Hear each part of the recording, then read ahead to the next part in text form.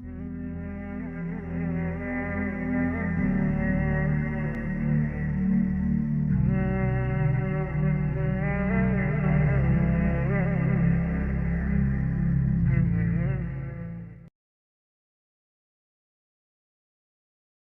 دنیا کی زندگی جو ہے وہ واقعتاً ایک اعتبار سے قید خانہ ہے.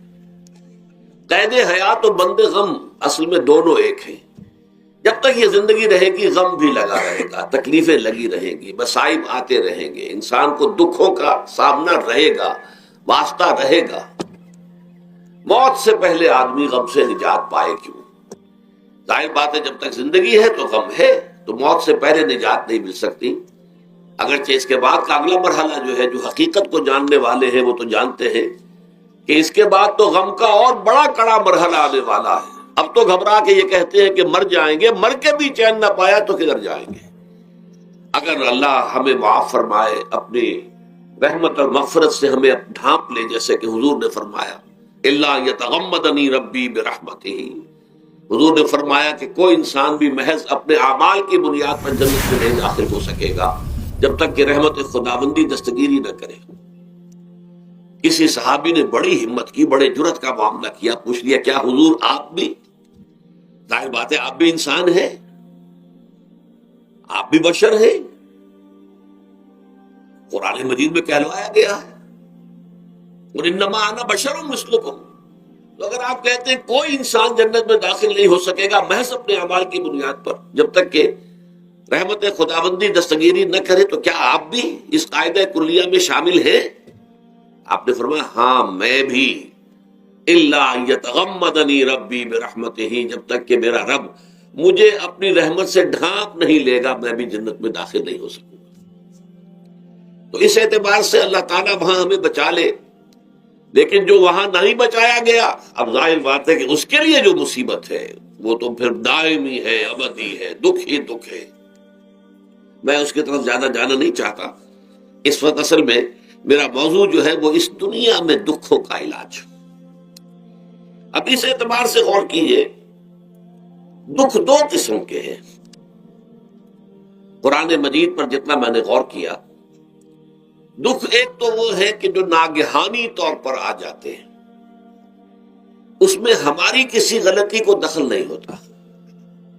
وہ کوئی آفت سماوی ہے، کوئی زلزلہ آ گیا ہے. ابھی آپ کو معلوم ہے بھوج جو قصبہ تھا گجرات سٹیٹ کا، انڈیا کا پورا ختم ہو گیا. اس میں بہت سے مسلمان بھی تھے. جب کوئی آفت سماوی آتی ہے تو وہ ظاہر بات ہے کہ پھر سب کے سب لوگ اس کی لپیٹ میں آ جاتے ہیں. زلزلہ آ گیا، کوئی اور طوفان آ جائے، جیسا کہ کئی مرتبہ آپ نے اخبارات میں پڑھا ہوگا اس سال امریکہ میں بہت طوفان آئے ہیں، مشرقی ساحل پر بار بار طوفان آئے. وہاں بھی لوگ مرتے ہیں، وہاں بھی چھتیں اڑ جاتی ہیں، وہاں بھی تباہی جو ہے آتی ہے.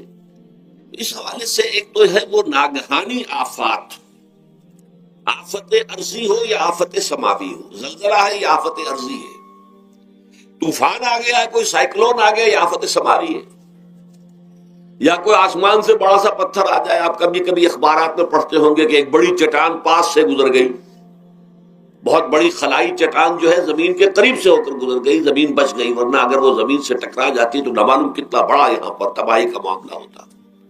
بڑے بڑے جو ہے شہاب گرتے رہے زمین کے اوپر، بڑی بڑی تباہیاں آتی رہی ماضی میں. تو ایک تو یہ ہے، اور ان میں بھی تقسیم کیجئے یہ ناگہانی تکلیف، ناگہانی مصیبت، یا کوئی آفت سماوی یا آفت ارضی.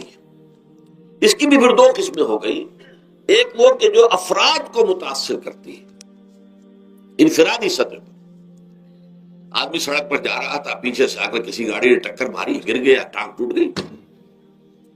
اب ظاہر بات ہے کہ اس میں اس کا کوئی قصور نہیں ہے، یہ اللہ تعالیٰ کی طرف سے بات آ گئی ہے.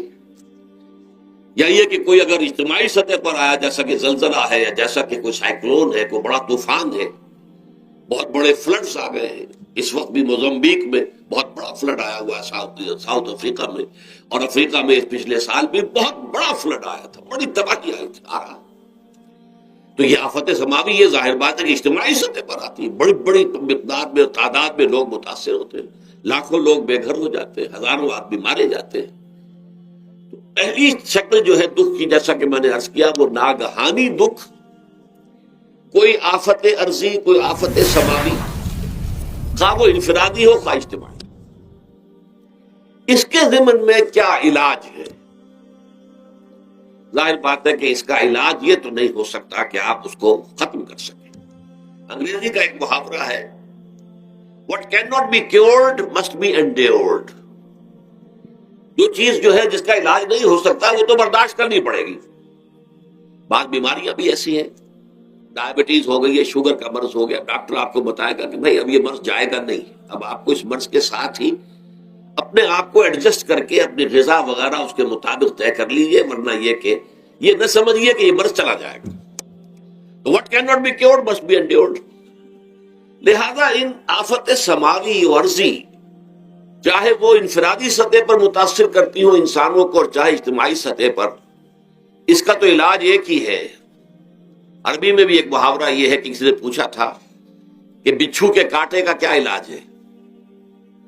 البکاء الی الصباح، رات کو اگر کاٹا ہے کسی بچھو نے تو روزے رہو صبح تک، یہ علاج ہے، اس کا اور کوئی علاج ہے ہی نہیں۔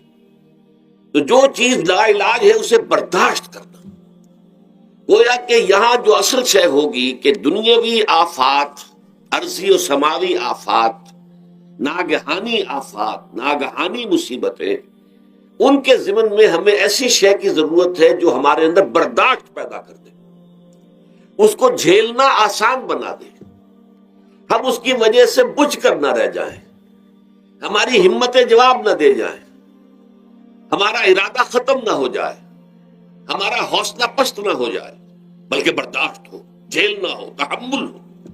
ابھی بٹر صاحب کہہ رہے تھے اللہ تعالیٰ ذرا سا متحمل ہے، میں نے کہا یہ بہت غلط بات کہہ رہے، اللہ بہت متحمل ہے۔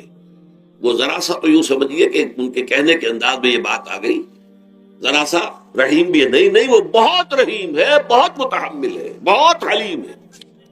لیکن یہ کہ ہمیں یہ جو آفات سماویہ اور عرضیاں ہیں جو ہمارے اوپر آ جاتی ہیں اللہ کی طرف سے، ان کے ضمن میں ذہنی ایک ایٹیچیوڈ پیدا ہو جائے، سوچ کا ایک خاص رخ بن جائے، انسان کے احساسات ایک خاص طرز پر ڈھل جائیں، تو پھر ان کو برداشت کرنا آسان ہو جاتا ہے۔ اور وہ کیا ہے؟ وہ ہمارے ایمان کا لازمی تقاضا ہے۔ ایمان ہمیں یہ بتاتا ہے کہ کوئی مصیبت زمین میں آتی ہے نہ تمہاری جانوں پر آتی ہے بغیر اذن رب۔ جو کچھ آ رہا ہے اللہ تعالیٰ کے فیصلے سے آیا ہے، یہ کوئی اندھا بہرا مادہ نہیں ہے، یہ کوئی اندھا بھینسا نہیں ہے کہ اس نے آ کے آپ کو ٹکر مار دی ہے، نہیں، یہ تو سمیع اور بصیر، علیم و خبیر اللہ اور حکیم اور قدیر اللہ کا فیصلہ ہے۔ لہذا یہ من جانب اللہ ہے، اس کو تم سمجھو کہ اللہ تعالیٰ کی طرف سے ہے۔ اور جب اللہ کی طرف سے ہے تو سورہ آل عمران میں فرمایا بیدہ الخیر، اس کے ہاتھ میں تو خیر ہی خیر ہے۔ یعنی بظاہر تمہیں محسوس ہوتا بھی ہو کہ یہ میرے لیے تکلیف دہ بات آ گئی ہے، تو اس کو یوں سمجھو کہ اس کا نتیجہ جو میرے حق میں نکلے گا وہ خیر ہوگا۔ فوری طور پر تو تکلیف ہے، مجھے اچھی نہیں لگ رہی، ناگوار ہے، لیکن نتیجہ اس کا خیر نکلے گا۔ جیسے بچہ بیمار ہے، ماں اسے دوا پینے پر مجبور کر رہی، کڑوی دوا ہے، وہ تو سمجھتا ہے مجھ پر بڑا ظلم ہو رہا ہے، یا آپ لے گئے اسے ڈاکٹر کے ہاتھ ٹیکا لگوایا ہے، وہ تو چیخ رہا ہے، رو رہا ہے، لیکن آپ کو معلوم ہے، کاش اسے بھی معلوم ہو جائے کہ یہ میرے خیر کے لیے، میرے بھلے کے لیے، اگر اسے یہ معلوم اور محسوس ہو جائے تو اس کی تکلیف اس کے اندر بہت کمی آ جائے گی، وہ سہار لے گا، اس کو وہ برداشت کرے۔ اس حوالے سے اس کا جو ہمارے دین میں اس کا نام ہے، اس ذہنی کیفیت کا، ان احساسات کا، اسے ہم کہتے ہیں تسلیم و رضا۔ جو کچھ آ رہا ہے اللہ کی طرف سے آ رہا ہے، لہذا سر تسلیم خم ہے، اے اللہ ہم قبول کرتے ہیں، رضا، ہر حال میں تیری رضا پر راضی ہے، جو تیرا فیصلہ ہے ہمیں بصر و چشم قبول ہے، تسلیم و رضا۔ ہم بھی تسلیم کی خو ڈالیں گے، بے نیازی تیری عادت ہی صحیح، اللہ تو بے نیاز ہے، لیکن اے اللہ تو ہمارے لیے جو بھی تکلیف کا تو نے فیصلہ کیا، ہم تسلیم کی خو ڈالیں گے، عادت پیدا کر لیں گے اپنے اندر کہ ہر چساقی ماریخت عین الطاف است، کہ میرا ساقی میرے پیالے میں جو کچھ ڈال دے یہ اس کا لطف و کرم ہے۔ یہ مقام رضا ہے، یہ ایمان کا ایک ایسا تقاضا ہے کہ جس کو ہم کہیں گے ایمان کی حلاوت، ایمان کی مٹھاس. اگر آپ کا منہ کڑوا ہو جائے تو آپ چینی کھاتے ہیں تاکہ منہ کا ذائقہ ٹھیک ہو جائے. اگر تکالیف کی وجہ سے، دکھ کی وجہ سے آپ کے احساسات کے اندر کوئی خرابی پیدا ہو رہی ہے، یہ جو مقام رضا ہے یہ اس کے لیے قند ہے، یہ اس کے لیے چینی ہے، یہ اس کے لیے شہد ہے، یہ اس کی تلخی کو ضائع کر دینے والی شے ہے کہ اللہ تیری رضا پر راضی، راضی برضائے رب. اب اس کے ضمن میں سمجھئے، یہ تو اصولی بات میں نے آپ کو بتا دی. اس کی 3 کیفیات ہو سکتی ہے کیوں اللہ کی طرف سے یہ چیزیں آتی ہیں. سب سے پہلی شے ہے، اب وہ جو آیات میں نے سنائی تھی وہ سن لیجئے پہلے ترجمہ. سورہ تغابن نے فرمایا ما صاب من مصیبت الا باذن اللہ. دیکھو کوئی مصیبت تم پر نہیں آ سکتی، نہیں آتی مگر اللہ کے اذن سے. ومن یؤمن باللہ، اور جو شخص اللہ پر ایمان رکھتا ہو یہدی قلبہ، اللہ اس کے دل کو ہدایت دے دیتا ہے، اس کے دل کو سکون عطا کر دیتا ہے، وہ راضی برضائے رب ہو جاتا ہے. اس میں شکوہ نہیں رہتا، اس میں شکایت نہیں ہوتی، اس میں تلخی نہیں ہوتی. کیوں ہو گیا، کیسے ہو گیا، کیوں ہو گیا، نہیں ہونا چاہیے، نہیں نہیں نہیں. یہ سارا جو پیچ آدمی کھاتا رہتا ہے نا اندر ہی اندر، وہ جو پیچ کھا رہا ہے یہ سب پیش نجات نہیں گئی. برو کشید سے پیچا کہ ہستبود مرا، چے اقدہا کے مقام رضا کشود مرا. یہ پیچ کھانا جو ہے، پیچا کے ہستبود، اس سے اللہ تعالیٰ نے مجھے نجات دے دی ہے مقام رضا کے ذریعے سے. کتنے بڑے بڑے عقدے میرے حل ہو گئے اس مقام رضا سے. چے اقدہا کے مقام رضا کشود میرا، میرے تو بہت سے عقدے اس سے حل ہو گئے. اس حوالے سے ایک موٹی بات تو یہ ہو گئی، لیکن اب اس کو 3 حصوں میں تقسیم کیجئے. پہلی بات یہ کہ یہ اللہ کی طرف سے آزمائش کے طور پر آتے ہیں. آزمائش، میرا بندہ اس پر صبر کرتا ہے یا نہیں، یا میرے خلاف بکواس کرنے پر آمادہ ہو جاتا ہے. اللہ تو ایسا ہے، اللہ نے تو ہم پر کبھی کرم کیا ہی نہیں ہے، اللہ تو ظالم، معاذ اللہ معاذ اللہ معاذ اللہ. کہیں ایسا تو نہیں، میرا بندہ جو ہے تکلیف کو جھیلتا ہے میری وجہ سے، یہ سمجھ کے کہ اللہ کی طرف سے آئی. یہ سب جو ہے یہ بہت بڑی کامیابی ہے اگر انسان کو حاصل ہو جائے. اور اس صبر کے نتیجے میں 2 اور باتیں پیدا ہوتی ہیں. یہ مضامین علیحدہ علیحدہ دروس کے اندر آتے رہے ہیں، لیکن آج ایک نئے عنوان کے تحت جمع ہو کر آ رہے ہیں. پہلی بات یہ ہوتی ہے کہ یہ امتحان کا نتیجہ کیا نکلتا ہے کہ آپ نے ایک امتحان پاس کیا تو آپ کے اگلے درجے میں ترقی ہو جاتی ہے. 5ویں کا امتحان پاس کر لیا نا تو 6ٹھی میں جائیں گے. اب 6ٹھی کا امتحان پاس کریں گے تو 7ویں میں جائیں گے. 7ویں کا پاس کریں گے تو 8ویں میں.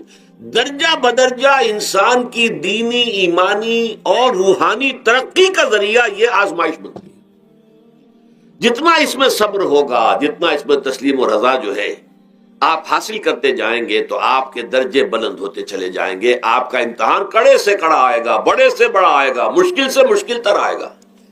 ایک وقت میں ایم اے کا امتحان بھی آپ کو دینا ہوگا. ایک وقت میں ہو سکتا ہے پی ایچ ڈی کے لیے تھیسس آپ لکھیں، پھر اس کے اوپر جو ہے ٹیم بیٹھی ہوئی اور آپ سے وہ بحث کرے، جرا کرے آپ سے، وہ بھی کرنا ہوگا. لیکن یہ کہ اگر پرائمری ہی میں فیل ہو گئے تو اس کا سوال ہی پیدا نہیں ہوتا کہ کبھی آپ ایم اے کا یا پی ایچ ڈی کا تھیسس بھی لکھیں. اور اسی کو دوسرے انداز میں کہا گیا ہے قرآن مجید میں، وَلِيُبْلِيَ الْمُؤْمِنِينَ مِنْهُ بَلَاءً حَسَنًا. اصل میں ابلا کہتے ہیں، بلا یبلو جو ہے عربی زبان میں آتا ہے آزمانا. خلق الموت والحیات لیبلوکم ایکم احسن عملا. یہی معنی ابتلا کے میں، ابتلا یبتلی آزمانا. ابلا یبلی جو آتا ہے باب افعال سے، اس میں آتا ہے کسی کو کسی تکلیف میں ڈال کر اس کو نکھارنا، کہ اس کا جوہر نکھر جائے، اس کے اندر جو خیر ہے وہ اور چمک جائے، لوگوں کو بھی معلوم ہو جائے کہ یہ شخص اس مقام کا اہل ہے، اس کے اندر یہ صلاحیت ہے، اس میں یہ قوت موجود ہے. تو یہ گویا کہ اہل ایمان کی صلاحیتوں کو نکھارنے کے لیے اور ان کے درجات کی ترقی کے لیے بھی اللہ تعالیٰ دنیا کے اندر یہ مصیبتیں اور امتحانات جو ہیں آزمائش کے حوالے سے افراد پر بھی اجتماعی طور پر بھی لاتا ہے. اور ایک اس کا اور بھی ہے، اہل ایمان پر اس طرح کے ابتلاء و آزمائش کی ایک نوعیت اور بھی ہے. اور وہ یہ ہے کہ جو بھی آپ سے غیر ارادی طور پر یا یہ کہ آپ نے کوئی گناہ ارادی طور پر بھی کر لیا، اللہ تعالیٰ اس کی سزا اسی دنیا میں دے کر آخرت کی سزا سے محفوظ کر دیتا ہے۔ گویا کہ اس سے بڑا خیر کیا ہوگا؟ یہاں کی سزا کیا ہے؟ جھیل لی آپ نے، بخار آ گیا، ٹانگ ٹوٹ گئی، چلیے 3 مہینے آپ بستر پر پڑے رہے نا، اور کیا ہوا؟ کچھ نہیں۔ لیکن یہ کہ آخرت کی سزا ملتی بہت عظیم ہوتی، لہذا کفارہ بناتا ہے اللہ تعالیٰ ان گناہ، ان جو بھی گناہ ہو گئے ہیں، غلطیاں ہو گئی ہیں، ان کا کفارہ اللہ تعالیٰ بندہ مومن کے لیے۔ حضور کی ایک حدیث ہے، اس کا متن مجھے اس وقت یاد نہیں ہے، کہ مومن کا معاملہ عجیب ہے، اسے کوئی تکلیف پہنچتی ہے صبر کرتا ہے، وہ اس کے گناہوں کا کفارہ بن جاتا ہے، اور اگر کوئی خوبی ملتی ہے اس پر اللہ تعالیٰ کا شکر ادا کرتا ہے، اس کے درجات بلند ہو جاتے ہیں۔ تو یہ معاملہ جو ہے اللہ تعالیٰ کی طرف سے بندہ مومن کے حق میں خیر، کہ در حقیقت اس کے ان گناہوں کی پاداش کہ جو اس نے یہاں کر لیے ہیں، یہی دنیا میں دے کر دھو دیا جائے، پاک کر دیا جائے۔ جیسے آپ کو معلوم ہے دھوبی جو ہے کپڑے کو بھٹی میں چڑھاتا ہے، گرم پانی میں ڈالتا ہے کہ ڈالتا، تاکہ اس کا میل نکلے، اس کے آگے پٹکتا بھی ہے ذرا اس کو، تاکہ وہ میل اچھی طرح چھٹ جائے اس سے۔ اسی طرح اگر دنیا میں ہمارے میل چھٹ جائیں، دنیا میں اگر ہمارے گناہ دھل جائیں، تو یہ بڑے نفع کا سودا ہے، بڑے نفع کا سودا ہے، بڑے نفع کا سودا ہے۔ اس اعتبار سے آپ غور کیجئے کہ اگر یہ حقائق ہمارے سامنے رہے تو کیا کوئی تکلیف دنیا کی ہمیں بھاری محسوس ہوگی؟ ہمیں تو بتایا یہ گیا ہے کہ عسیٰ ان تکرہوا شیئا وہو خیر لکم وعسیٰ ان تحبوا شیئا وہو شر لکم واللہ یعلم وانتم لا تعلمون۔ ہو سکتا ہے کہ تم کسی چیز کو ناپسند کرو، ذرا حالے کہ اسی میں تمہارے لیے خیر ہے، تمہیں نہیں پتا، اور ہو سکتا ہے تم کسی چیز کو پسند کرو، ذرا حالے کہ اس میں تمہارا شر ہے، لیکن تمہیں نہیں معلوم۔ اللہ یعلم وانتم لا تعلمون، اللہ جانتا ہے تم نہیں جانتے۔ اس حوالے سے سبردم بتو مایا خیش را تو دانی حساب کم و بیش را، اے اللہ، اس کو کہتے ہیں تفویض۔ یہ سورہ تغابن کے درس میں یہ تمام مضامین تفصیل سے آتے ہیں کہ ایمان کے جو باطنی ثمرات ہیں اس میں سب سے پہلے مقام رضا ہے، پھر تفویض ہے، توکل ہے۔ آپ محنت کر رہے ہیں، محنت کر رہے ہیں، محنت کر رہے ہیں، نتیجہ نہیں نکلا۔ ایک نتیجہ یہ نکلے، ایک بچے نے بہت محنت کی، دن رات کام کیا، فیل ہو گیا امتحان، اب صدمے سے کمر ٹوٹ سکتی ہے اس کی، لیکن نہیں، ہو سکتا ہے کہ اللہ تعالیٰ نے اسی میں میرے لیے خیر رکھی ہے، اس لیے کہ ہماری محنت سے کچھ نہیں ہوگا، ہمارے مادی وسائل سے کچھ نہیں ہوگا، ہوگا اللہ کے اذن سے، اللہ کی مرضی سے، اللہ کی مشیت سے۔ یہ ہمارے لیے خاص طور پر اس اعتبار سے بہت اہم نکتہ ہے، ہم سب راہ حق کے مسافر ہیں، اپنے اپنے بس پڑتے محنت کر رہے ہیں، وقت بھی صرف کر رہے ہیں، مال بھی صرف کر رہے ہیں، محنت کر رہے ہیں، مشقت کر رہے ہیں، لیکن فرض کیجئے جیسا کہ ہے پھر واقع، فرض کیا کیجئے، وہ تو واقع سامنے کی بات ہے، نتائج نکلتے نظر نہیں آ رہے، قدم نہیں بڑھ رہے، ہماری طرف لوگوں کا رجوع عام نہیں ہے، ٹھیک ہے، اس پر قطعاً بدل ہونے کی بات نہیں، یہ اللہ تعالیٰ کی مشیت میں ہوگا، جب وہ چاہے گا تب ہوگا۔ ہمارا کام یہ کہ اپنا فرض ادا کیے چلے جائیں بس، اور نتیجے سے بالکل ذہن کو اپنے منقطع کر لیں، ذہن کا کوئی تعلق آپ کے نتیجے کے ساتھ نہ رہے۔ یہ جب تک کیفیت ہماری نہیں ہوگی، ہم اس راہ پر استقامت اور مدام اس پر محنت اور جد و جہد کرنا جو ہے وہ ہمارے لیے ممکن نہیں رہے گا۔ اس کے لیے میں اگر آپ کے سامنے رکھوں معاملہ کہ حضور صلی اللہ علیہ وسلم کے جو پہلے 10 برس ہیں، جب سے آپ کو آغاز ہوا ہے وحی کا، اس کے بعد سے پہلے 10 برس دن رات کی محنت، شدید مشقت، یہاں تک کہ اللہ بھی روک رہا ہے، نبی آپ اپنے آپ کو ہلاک کر لیں گے، لعلک باخع نفسک الا یکونوا مؤمنین، کیا آپ اپنے آپ کو اس صدمے میں ہلاک کر لیں گے؟ یہ مان نہیں لا رہے، اس قدر صدمہ۔ لیکن اس کے ساتھ یہ ہے کہ یہ نہیں ہے کہ نتیجہ نہیں نکل رہا تو کام چھوڑ کے بیٹھ جائے، نہیں، معاذ اللہ، معاذ اللہ۔ نتیجہ نہ نکلے تو حضرت نوح علیہ السلام کی عمر بھی اگر حضور کی ہوتی، 950 برس بھی حضور دعوت دیتے، آپ کا کام تھا، آپ کا فرض تھا۔ حضرت نوح علیہ السلام بھی تو آخر اللہ کے ایک بندے تھے، اللہ کے رسول تھے، 950 برس تک دعوت دی ہے۔ وَلَبِثَ فِيهِمْ أَلْفَ سَنَةٍ إِلَّا 50 عَامًا، یہ تو ہم مانتے ہی نا، اگر قرآن کے اندر نص قطعی صریح الفاظ نہ ہوتے کہ 950 برس تک رہے، ورنہ یہ بات سمجھ سے بالاتر ہے. عام طور پر معلوم ہوتا ہے کہ اس دور میں ابھی عمریں زیادہ تھی لوگ. بہرحال جو میں نے عرض کیا تھا کہ دکھ جس سے انسان متاثر ہوتا ہے اس کی ایک قسم وہ ہے کہ جو ہمارے ارادہ اور اختیار سے باہر، اللہ کی مشیت سے، اللہ کے اذن سے، اللہ کی مرضی سے آتا ہے. اس کے لیے ہمارا کام صرف برداشت ہے. جو شے بھی ہمیں برداشت کی صلاحیت عطا کر دے وہی اس کا علاج ہے. جیسے آپ کو معلوم ہے کہ بخار بہت تیز چڑھا ہوا ہے، اس کی دوا نہیں ہے اسپرین یا کوئی اور پیراسیٹامول، بخار کی شدت کو کم کر دے گا، وہ کوئی علاج نہیں ہے. علاج تو ہوگا اگر معلوم ہو کہ کون سے جراثیم ہے، کس کی وجہ سے ہے، اس کا صحیح اینٹی بایوٹک کون سا ہے، وہ علاج ہوگا. یہ علاج نہیں ہے.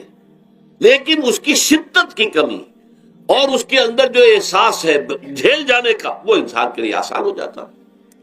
یہی مضمون آیا ہے سورہ حدید میں بھی، ما اصاب من مصیبت فی الارض ولا فی انفسکم. یہاں کھول دیا اس مضمون کو.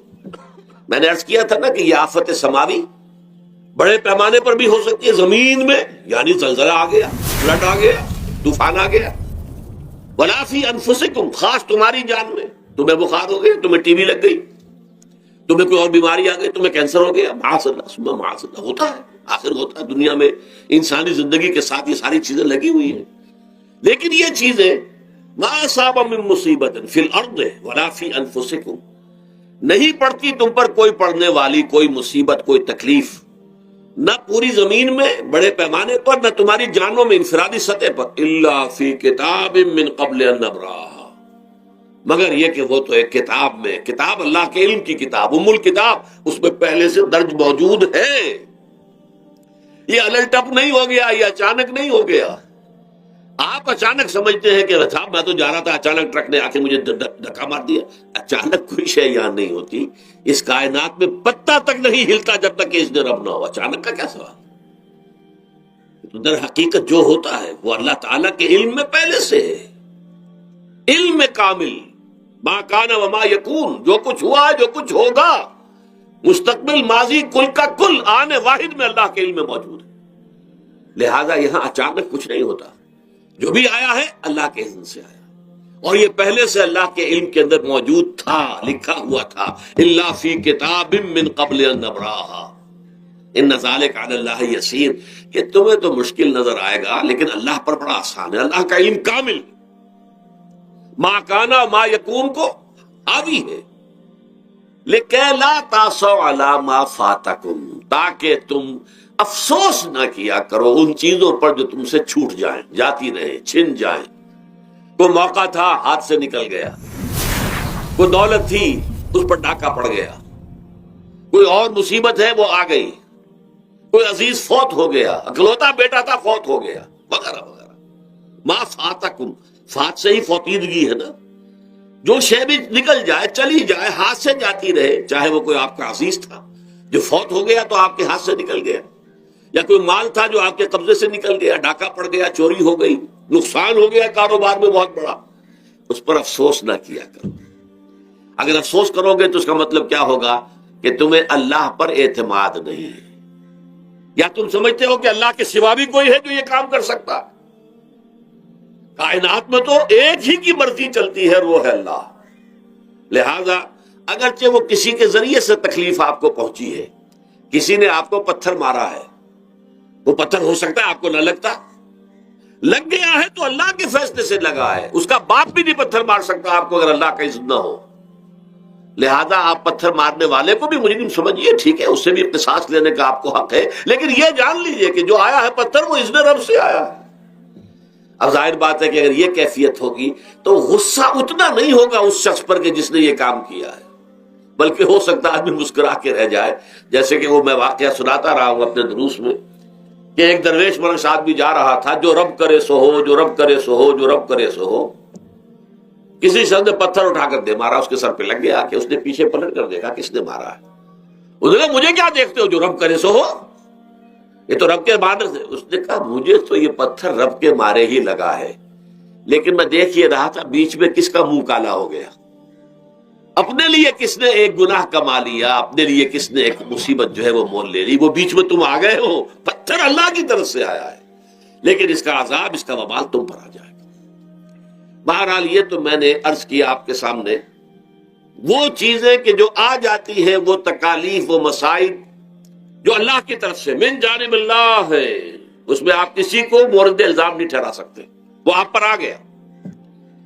دوسری تکلیفیں وہ ہے جن کے لیے فارسی میں کہتے ہیں خود کردہ، اپنے ہاتھوں جو مصیبتیں آتی ہیں۔ اس کے لیے میں نے آپ کو سورہ شورى کی آیت سنائی، ما اصابکم من مصیبت فبما کسبت ایدیکم ویعفو عن کثیر۔ جو مصیبت بھی تم پر آتی ہے انسانوں، وہ تمہارے اپنے ہاتھوں کے کرتوتوں کی وجہ سے آتی ہے، اور ابھی تو اللہ بہت سی چیزوں کو تو معاف بھی کرتا رہتا ہے، ہر تمہاری غلطی پر پکڑتا نہیں ہے، ہر خطا کے اوپر تمہیں سزا نہیں دیتا ہے، کوئی سزائیں معاف بھی کرتا رہتا ہے، عفو و درگزر سے بھی کام لیتا ہے، بہت متحمل اور حلیم بھی ہے، بہت رحیم اور غفور بھی ہے اور کریم بھی ہے۔ لیکن یہ کہ یہ جان لو کہ ایک مصیبت وہ ہے جو تمہاری اپنی پیدا کر دینا ہے، بما کسبت ایدیکم، تمہارے اپنے ہاتھوں کی کمائی۔ یہ کون سی خود کردہ؟ یہ در حقیقت ہے اجتماعی نظام جو انسان بناتا ہے، اس اجتماعی نظام کو غلط کر کے اگر اس نے اپنے لیے مصیبتیں کھڑی کر لی۔ مصیبت ہے لیکن یہ مصیبت تمہارے اپنے ہاتھوں کی لائی ہوئی ہے، تم نے نظام غلط بنایا ہوا ہے، تم نے دولت کی تقسیم غلط کی ہوئی ہے، اللہ نے تو رزق پیدا کر دیا اور سب کے لیے کافی ہے، یہ تم نے کیا ہے کہ ایک طرف کچھ لوگوں کے کھتے بھرے ہوئے ہیں اور ایک طرف کوئی فاقے سے مر رہا ہے۔ یہ خود کردہ ہے، یہ ہمارا کبھی ہے، یہ تم نے نظام غلط بنایا ہے۔ یہ جو نظام کے اندر خرابی ہے یہ تمہاری اپنے کرتوت ہیں، تم نے خود نظام کے اندر غلطی رکھی ہوئی ہے، ناانصافی گھولی ہوئی ہے، اس کا زہر گھولا ہوا ہے، یہ تمہارے اپنے کرتوتوں کی وجہ سے، اور اس کا علاج تمہیں کرنا پڑے گا خود۔ اور وہ علاج کیا ہوگا؟ اس نظام کو صحیح قائم کرو، اللہ کا دیا ہوا نظام، نظام عدل و قسط۔ یہی وجہ ہے کہ سورہ حدید کی جو آخری آیت میں نے پڑھی تھی وہ کیا تھی؟ اللہ تعالیٰ فرماتا ہے کہ ہم نے تو اپنے رسولوں کو بھیجا اس لیے، کتابیں نازل اس لیے کی، لقد ارسلنا رسلنا بالبینات، ہم اپنے رسولوں کو بھیجتے رہے معجزوں کے ساتھ، واضح نشانیوں کے ساتھ، وانزلنا معهم الکتاب والمیزان، ان کے ساتھ ہم نے کتاب اتاری، میزان اتاری۔ یہ سارا کچھ ہم نے کس لیے کیا؟ لیقوم الناس بالقسط، تاکہ لوگ عدل پر قائم ہوں۔ اب اگر تم نے اس عدل کے نظام کو چھوڑ کر اللہ کے دیے ہوئے نظام کو تج کر تم نے خود اپنا نظام بنا لیا، تو ظاہر بات ہے سرمایہ دار جب نظام بنائے گا تو وہ مزدور کے بارے میں نہیں سوچ سکتا، اسے تو اپنی مصلحتیں نظر آئیں گی، اس کے سامنے تو اپنا نفع ہوگا، جتنا زیادہ سے زیادہ نفع کما لو، جتنا ان مزدوروں کا خون نچوڑ سکو نچوڑ لو۔ زمیندار نظام بنائے گا تو وہ بیچارے کاشتکار، مزارع، ہاری اس کی مصلحت نہیں دیکھ سکتا، وہ تو کہے گا مجھے اپنے بچوں کو انگلستان بھیجنا ہے تعلیم کے لیے، مجھے اپنے لیے جو ہے اسلام آباد میں بھی بنگلہ بنانا ہے اور مری میں بھی بنانا ہے، اور پھر مجھے تو ایئر کنڈیشن بنگلے چاہیے ہر جگہ پر، وہ تو اپنے مصلحت کو دیکھے گا۔ غریب کے ساتھ کیا بیت رہی ہے جو دن رات کی محنت اور مشقت کر رہا ہے، جس نے ہل چلایا ہے، جس نے بیج ڈالا ہے، جس نے پانی دیا ہے، جس نے فصل کی دیکھ بھال کی ہے، جس نے پھر فصل کاٹی ہے، اس کے لیے تو بمشکل 2 وقت کا گزارا، وہ بھی بمشکل، اور اس کے علاوہ نہ اس کے بچے کے لیے علاج معالجے کی کوئی سہولت ہے، نہ اس کی اولاد کے لیے تعلیم کی کوئی کا بندوبست ہے، لیکن یہ کہ اسی کی محنت کے نتیجے میں عیش اڑا رہا ہے وہ زمیندار اور جاگیردار، ان کے محل ہیں، ایئر کنڈیشنڈ ہیں، ان کے بچے انگلستان اور امریکہ میں تعلیم حاصل کرتے ہیں، اب آگے بڑھ کر انہوں نے کارخانے دار بھی وہ بن گئے، وہی لوگ ہیں کہ جب اعلیٰ تعلیم حاصل وہ کرتے تھے وہی بیوروکریٹس بنتے ہیں، انہی میں بڑے بڑے افسر آئیں گے۔ عام آدمی جو ہے وہ تو شاذ نکل آتے ہیں، کچھ لوگ بہت ذہین بچے بھی ہوتے ہیں، غربا کے بچے بھی ہوتے ہیں، کبھی کبھی نکل آتے ہیں، لیکن وہ تو کوئی 1-2 دانے ہوں گے ایسے جو بہت ہی انتہائی طور پر غیر معمولی طور پر ذہین ہو۔ عام بچہ کہاں کرے گا، کیسے جائے گا؟ لہذا وہ پیچھے رہ جائے گا، وہ جونیئر کلرک ہوگا یا بہت تیر مارے گا سینئر کلرک ہو جائے گا، اپر گریڈ کلرک ہو جائے گا لوور گریڈ کلرک سے بڑھ کر۔ اللہ اللہ خیر صلی اللہ، یہ کمشنر کون ہوں گے، ڈپٹی کمشنر کون ہوں گے، یہ تو ظاہر بات ہے اسی، سیکریٹری کون ہوں گے، یہ 22 گریڈ والے کون ہوں گے، 21 گریڈ والے کون ہوں گے، ان کی اکثریت انہی لوگوں میں سے ہوگی۔ اس حوالے سے یہ جو غلطی، یہ جو دکھ ہے، یہ دکھ تمہارا اپنا پیدا کرتا ہے اور خود کردہ رہا، علاج نہیں، اس کا علاج اور کچھ نہیں ہے جب تک کہ تم خود اپنے طرز عمل کو نہیں بدلو گے۔ اب یہ جو دکھ ہے میں اس میں سے چند کو آپ کے سامنے گنوانا چاہتا ہوں۔ دیکھیے، سب سے پہلا دکھ جو دنیا میں انسان نے خود پیدا کیا سماجی سطح پر، یہ پیدائشی طور پر نیچ ہے اور یہ پیدائشی طور پر اونچا ہے، یہ مسلی ہے اور یہ سید ہے۔ ہمارے ہاں تو پھر بھی اللہ کا فضل ہے کہ اتنا زیادہ فرق و تفاوت نہیں، ہندوؤں میں یہ شودر ہے اور یہ برہمن ہے، علم حاصل کرنا برہمن کا حق ہے، شودر کا حق ہی نہیں ہے۔ اور شودر کے کان میں اگر اشلوک بھی پڑ جائے کہیں بغیر ارادے کے، کہیں جا رہا تھا اور کہیں گیتا کے اشلوک ہو رہے تھے اس نے سن لیے، تو اس کی سزا کیا ہے؟ سیسا جو ہے اس کو پگھلا کر اور وہ اس کے کان میں ڈال دیا جائے تاکہ سماعت ہی ختم ہو جائے۔ دنیا میں یہ کس نے کیا بھائی؟ یہ خود انسان نے کیا۔ یہ ظلم انسان اپنے اوپر ڈھا رہا ہے، یہ اونچ نیچ اس نے خود بنائی ہے۔ ہمارے ہاں بھی ہے، اونچ نیچ نہیں ہے۔ مسلی کا کیا مقام ہے آپ کے معاشرے میں؟ سید کچھ بھی ہو، بدماش ہو، زانی ہو، سید ہے، اسے تو جھک کر اس کے گوڑے کو ہاتھ لگائیں گے۔ لیکن یہ کہ دوسرا شخص جو ہے مسلی، کتنا ہی نیک ہو، بھلا ہو، پارسا ہو، وہ برابر جو ہے چارپائی پر بھی بیٹھنے کا حقدار نہیں۔ یہ ساری اونچ نیچ ہم نے پیدا، اللہ نے نہیں کیا تھا۔ اللہ نے تمام انسانوں کو مساوی پیدا کیا۔ اللہ کے رسول یہ فرما کر گئے، لا فضل لعربی علی عجمی ولا لعجمی علی عربی ولا لأحمر علی اسود ولا لأسود علی احمر الا بالتقوی کلکم بنو آدم وآدم من تراب۔ دیکھو، کسی عرب کو کسی اجمی پر فضیلت نہیں ہے، کسی اجمی کو کسی عرب پر کوئی فضیلت نہیں ہے، کسی گورے کو کسی کالے پر فضیلت نہیں ہے، کسی کالے کو کسی گورے پر فضیلت نہیں ہے، الا بالتقوی۔ یہ اگر فضیلت ہے تقوی، کون خدا ترس زیادہ ہے، کس کے اخلاق زیادہ بلند ہے، کون نیک اور پارسا زیادہ ہے، کون لوگوں کی خدمت زیادہ کرتا ہے، اس کے اعتبار سے درجہ بلند ہوگا۔ پیدائشی طور پر تمام انسان بالکل مساوی ہے۔ پھر ہمارے معاشرے میں جو ظلم ہوتا ہے، دو طبقات ہیں جو حضرات سورہ نساء پڑھتے ہیں، اس میں سب سے پہلے دو طبقات جو کہ گرے ہوئے تھے اس معاشرے میں اور آج بھی گرے ہوئے، ایک یتیم اور ایک عورت۔ ان دونوں کے لیے ابتدائی سے سورہ نساء کے اندر جو ہے احکام آئے تو ان کے بارے میں آئے۔ یتیموں کو ان کا مال ہڑپ کر جانا، ان کو دھکے دینا۔ ارأیت الذی یکذب بالدین فذلک الذی یدعو الیتیم ولا یحض علی طعام المسکین۔ تم نے کبھی غور کیا اس شخص پر جو کہ جزا و سزا کا منکر ہے؟ وہی ہے کہ جو یتیم کو دھکے دیتا ہے۔ یتیموں پر ظلم ہوتا ہے، وہ آپ کے معاشرے میں پستے ہیں، پٹتے ہیں، ان کا کوئی والی وارث نہیں، ان کی طرف سے کوئی پوچھنے والا نہیں، کوئی بولنے والا نہیں۔ اور پھر یہ کہ اگر اس کا باپ کو مال چھوڑ گیا ہے تو وہ چچا کھا جائیں گے، کوئی اور ولی کھا جائیں گے، ختم کر دیں گے، ہڑپ کر جائیں گے۔ جس پر قرآن مجید کہتا ہے کہ ان الذین یاکلون اموال الیتامی ظلما انما یاکلون فی بطونہم نارا۔ یقیناً وہ لوگ جو یتیموں کا مال ناحق ہڑپ کرتے ہیں وہ اپنے پیٹوں میں آگ کے انگارے بھر رہے ہیں۔ وَسَيَصْلَوْنَ سَعِيرًا۔ اور یہاں تو دنیا میں جو آگ کے انگارے ہیں وہ محسوس نہیں ہو رہے، آخرت میں ایک طرف وہ آگ کے انگارے ظاہر ہو جائیں گے جو اندر سے جلائیں گے، اور ایک طرف جہنم کی آگ باہر سے جلائے گی۔ یہ دو طرفہ جلن جو ہے ان کو برداشت کرنی پڑے گی۔ ظاہر بات ہے یہ ہمارا اپنا کیا ہوا ہے، یہ اللہ کی طرف سے نہیں ہے، یہ ہم نے نظام غلط بنایا ہے، ہم نے اطوار اپنے برے کر لیے۔ اور دوسرا طبقہ خواتین کا، عورتوں کا۔ سب سے بڑا ظلم اس معاشرے میں کیا ہے؟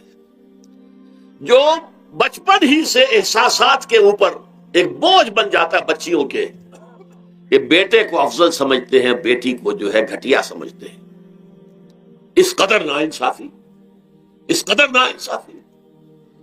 اسی باپ کے نطفے سے بیٹا بھی ہے اور بیٹی بھی ہے، اسی ماں کے رحم میں بیٹے نے بھی پرورش پائی ہے، بیٹی نے بھی پرورش۔ بعضکم من بعض، قرآن کہتا ہے تم سب ایک دوسرے میں سے ہو، کوئی فضل نہیں، کوئی گھٹیا نہیں۔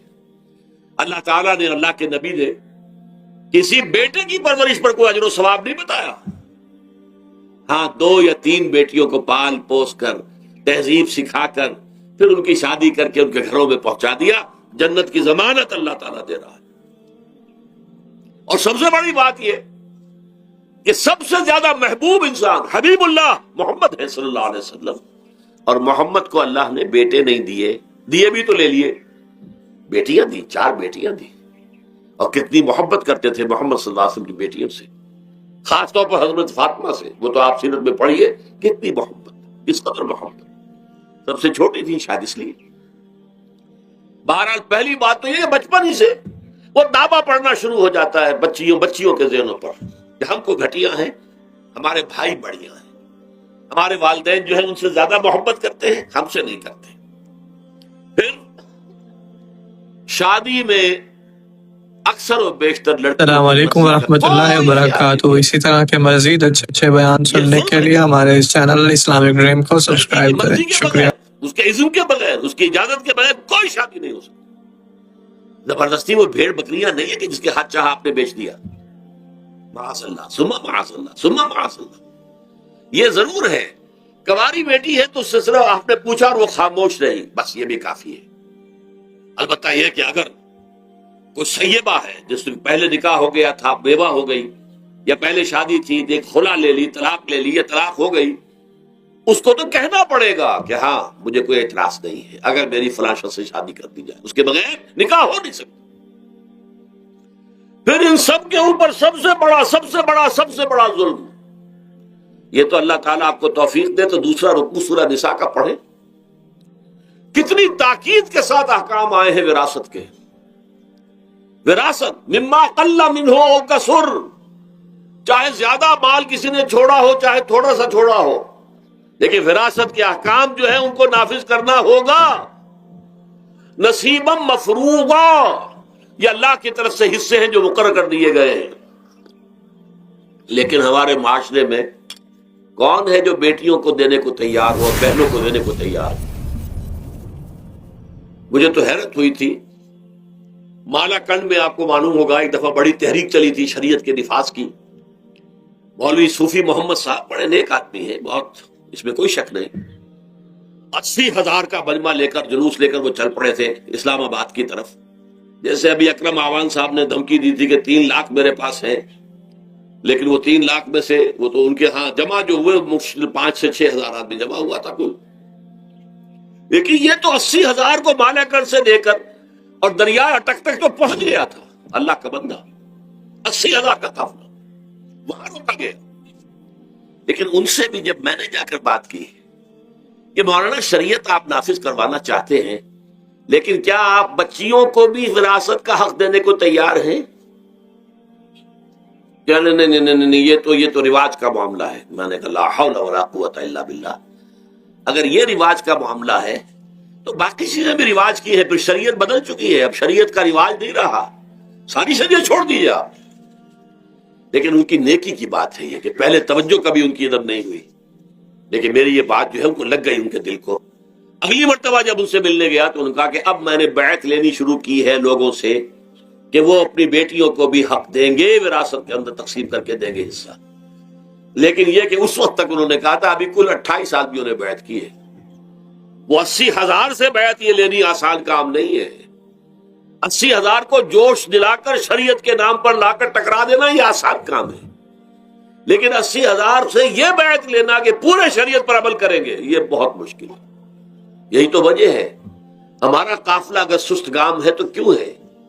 ہم یہ کہتے ہیں کہ پہلے میدان میں آنے سے پہلے اپنی ذات پر، اپنے گھر میں دین نافذ کرو، پھر باہر نکلو، اپنی معاش اور اپنی معاشرت پر اسلامی شریعت نافذ کرو، پھر باہر آ کر اسلام کا نعرہ لگانے کا تمہیں حق پہنچتا ہے، ورنہ نہیں۔ اگر تمہاری اپنی ذات پر دین نافذ نہیں، چہرے پر 12 بجے ہوئے ہو، اللہ تعالیٰ کے نبی کی سنت کا کہیں آثار دور دور تک نظر نہ آ رہے ہو، روزانہ آوڑا چلا رہا ہو آدمی نبی کی سنت کے اوپر شیو کر رہا ہو اور پھر وہ کہے میں اسلام چاہتا ہوں. بھائی اللہ کے بندے پہلے ذرا یہ کمی پوری کر لے. اور اگر تیرے کاروبار میں کوئی حرام شے ہے, تیری معاش میں کوئی حرام شے ہے, کوئی سودی معاملہ کیا, ختم کر اس کو. اللہ کے بندے بینک کی سروس کر رہا ہے, چھوڑ اس کو. اگر یہ کام کر لو, بے پردگی اختیار کی ہوئی ہے. اللہ نے تو پردہ سکھایا ہے, اللہ کے نبی نے پردہ سکھایا ہے, شریعت اسلامی نے پردہ رکھا ہے.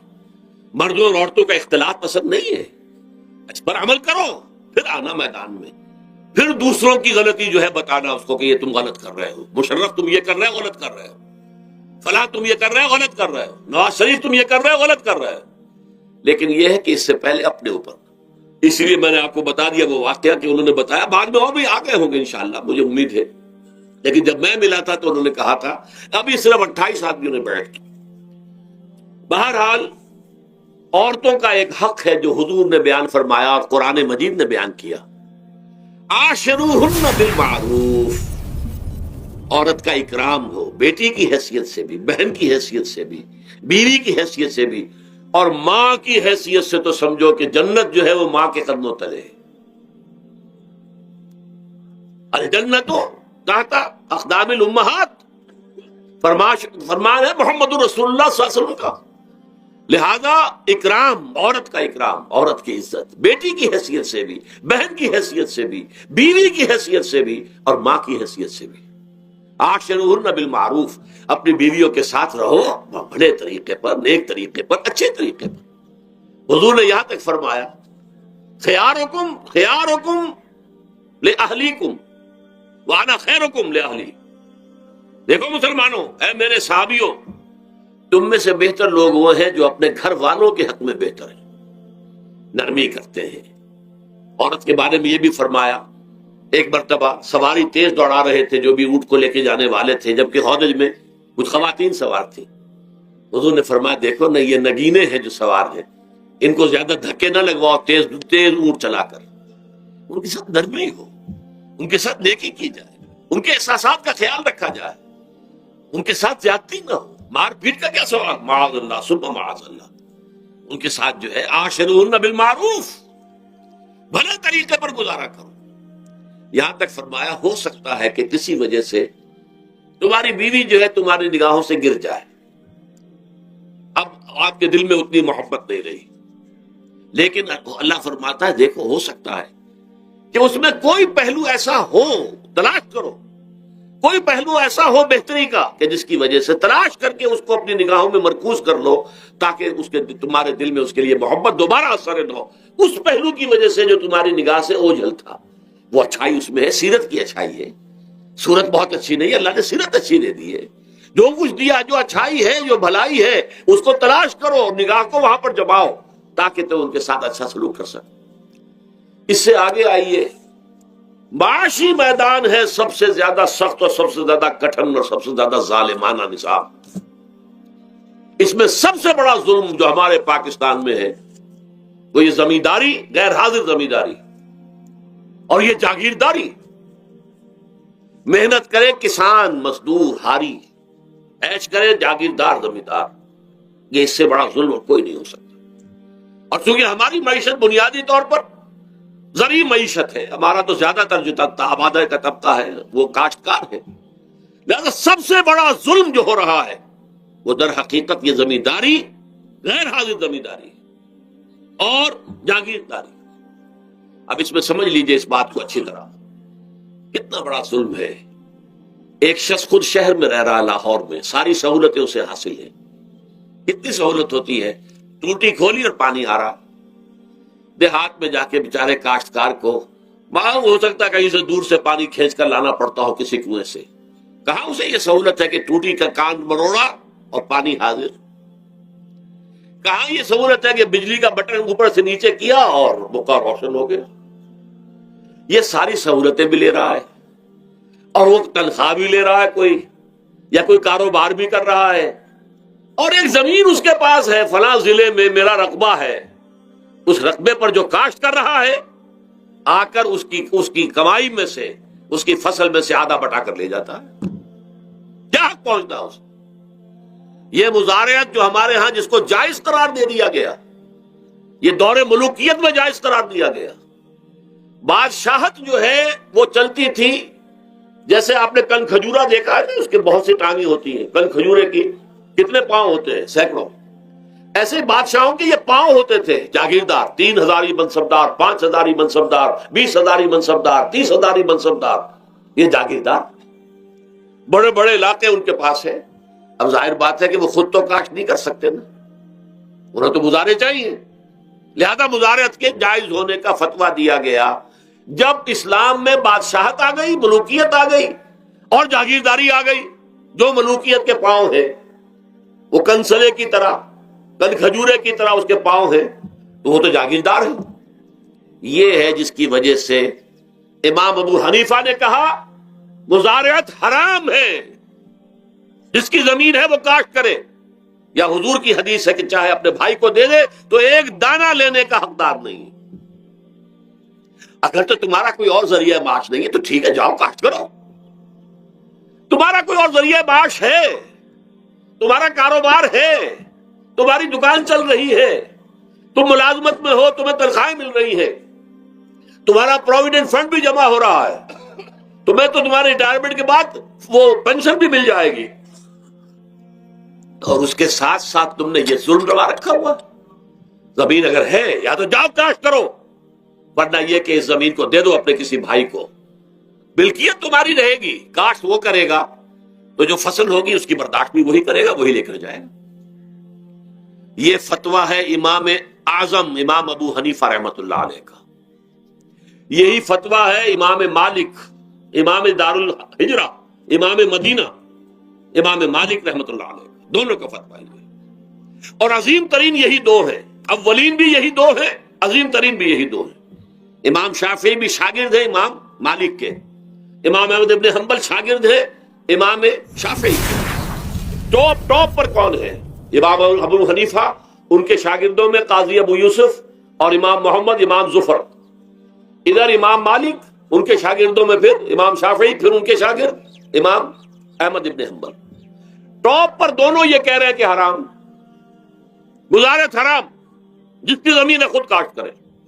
یہاں یہ ہے کہ خود کاشت نہیں کر سکتا تو اپنے بھائی کو دے دے، بس ٹھیک ہے، اس میں سے کوئی حصہ لینے کا وہ حقدار نہیں ہے.